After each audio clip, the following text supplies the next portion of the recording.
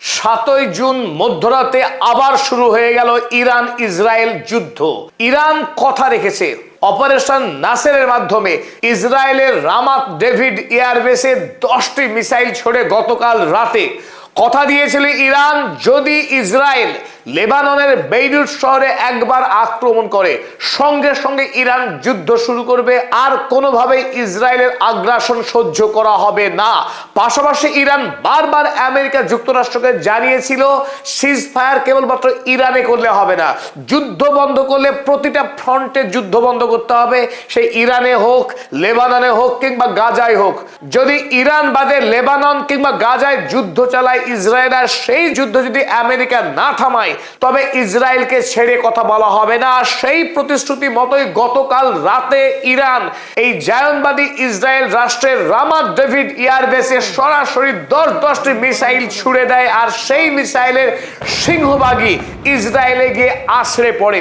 যদিও ইসরায়েলের পক্ষে জানানো হয়েছিল অধিকাংশ মিসাইলকেই তারা ইন্টারসেপ্ট করেছে, কিন্তু আজ একাধিক ফুটেজ সামনে এসেছে যেখান থেকে আমরা স্পষ্ট দেখতে পাচ্ছি যে অধিকাংশ মিসাইলই তারা নিখুঁতভাবে নিশানায় আঘাত হেরেছে। তাই মধ্যপ্রাচ্যে শান্তির সম্ভাবনা নেই বললেই চলে। আরো একটি দীর্ঘমেয়াদী ধ্বংসাত্মক যুদ্ধে জড়িয়ে পড়লো মধ্যপ্রাচ্যের রাষ্ট্রগুলো।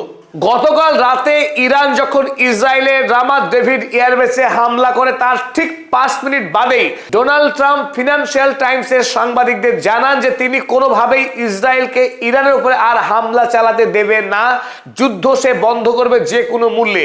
এবং তার পরে ডোনাল্ড ট্রাম্প ফোন করে বেঞ্জামিন নেতানিয়াহুকে যাতে যুদ্ধ আর শুরু না হয়।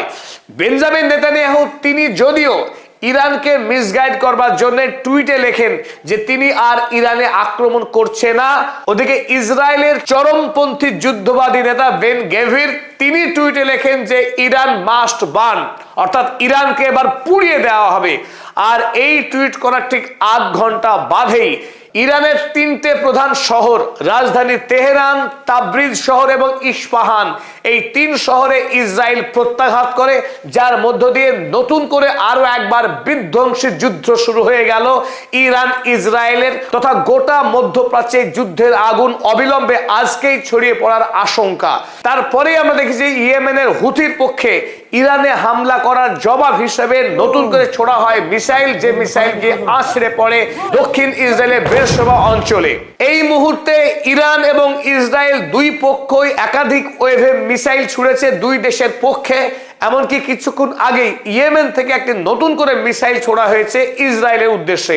যদিও এখনো পর্যন্ত ইসরায়েল বা ইরানে এই পারস্পরিক আক্রমণের ফলে কতজন মানুষ আক্রান্ত হয়েছেন সেই বিষয়ে বিশেষ খবরাখবর এখনো হাতে আসেনি, তবে উভয় দেশে যে ব্যাপক ক্ষয়ক্ষতি হয়েছে তাতে কোনো সন্দেহ নেই। আজ ভোরবেলায় ইসরায়েল পক্ষ থেকে ইরানের মাশহের শহরের পেট্রোকেমিক্যাল সেন্টারে হিট করা হয়, আর এই পেট্রোকেমিক্যাল সেন্টারে আগুন লাগার খবরও পাওয়া গেছে ইরানের।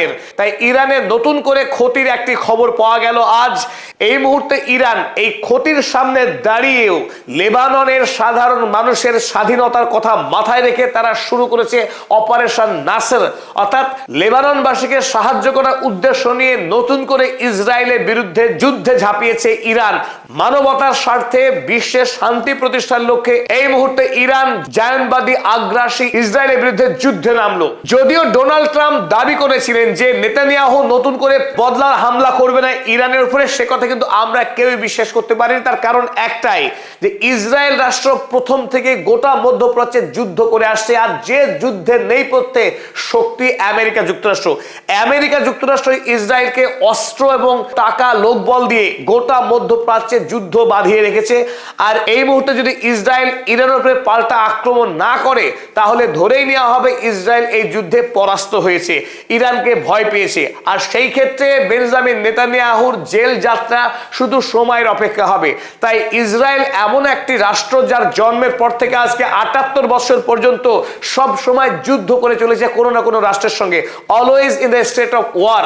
ইসরায়েল রাষ্ট্রের সব সময় এমার্জেন্সি জারি থাকে। তাই এমার্জেন্সির বাইরে এসে বেঞ্জামিন নেতানিয়াহু পৃথিবীর কুখ্যাত নরখাদক যুদ্ধ অপরাধী এই নেতা কোনোভাবেই জেলে যেতে ইচ্ছুক না। তাই নতুন করে ইরানের উপরে আক্রমণ করে তার জেল যাত্রা বাঁচাতে চাইছে। আর কিছুক্ষণ আগেই খবর, আরো একবার নতুন করে ইসরায়েল থেকে লেবাননের বেইরুট রাজধানীর উদ্দেশ্যে আরো এক দফা মিসাইল হামলা চালিয়েছে ইসরায়েল। গভীর রাতে যখন আমরা সবাই ঘুমিয়ে আছি তখন শুরু হয়ে গেছে এই যুদ্ধ। আর তারপরে 7 তারিখে আমরা ইসরায়েলের টাইমস অফ ইসরায়েল হেডলাইন করেছে, আপনারা দেখুন এখানে লিখেছে, Iran fired around 10 ballistic missiles at north, no reports of injuries damage. ইসরায়েলের পক্ষে দাবি করা হয়েছিল ইরানের 10টি মিসাইল ছোড়া হলেও রামাত ডেভিড এয়ারবেসে হারার চেষ্টা করেছিল ইরান, কিন্তু তারা ব্যর্থ হয়েছে। কারণ মাঝ আকাশেই ইসরায়েলের যে আকাশ প্রতিরক্ষা ব্যবস্থা ডেভিড স্লিং, সেই ডেভিড স্লিং আকাশ প্রতিরক্ষা ব্যবস্থার মাধ্যমে আকাশে মিসাইলকে ধ্বংস করে দিয়েছে। ফলে ইসরায়েলে কোনো ধ্বংসকাণ্ড হয়নি বলে দাবি করা হয়েছে। কিন্তু আপনাদের সামনে আমরা 3টে ছবি দেখাবো, যেখানে আপনারা স্পষ্ট দেখতে পাচ্ছেন। এখানে দেখুন সরাসরি মিসাইল আশ্রয় পড়েছে এবং গোটা এলাকায় আগুন ছড়িয়ে পড়েছে। আপনারা এখানে দেখছেন যে ব্যাপক একটা বিরাট বড় ধূম্রকুণ্ডলী, এখানেও দেখা যাচ্ছে সরাসরি মিসাইল আশ্রয় পড়ার পর এই গোটা এলাকায় বিস্ফোরণ ছড়িয়ে পড়েছে। তার